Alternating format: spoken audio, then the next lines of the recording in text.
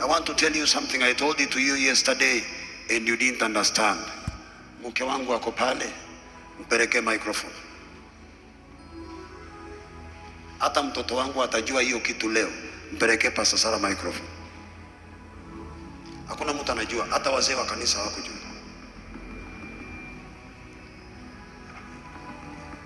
Mama sweet. Amen. Mungu aliniambia nitakufa lini? Mwezi wa pili. Ha? Mwezi wa pili. Ni yeye na mimi watu wawili ndio tunajua. Mungu ashawahi kuongelesha kama Hezekia. Huwa mnaonanga Mungu ananiambia kuwahusu. Aliniambia Ezekiel nakufa mwezi wa pili.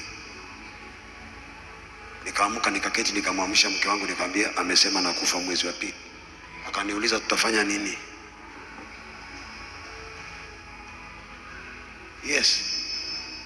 God told me I was going to die in the month of February. Huh? It was January, then month of February must be this year. Not next year. Yes, last month.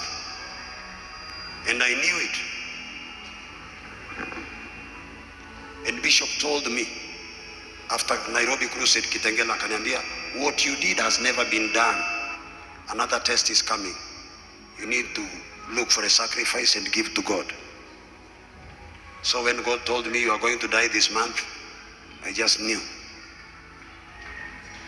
Waiting for an opportunity to give God what nobody can give.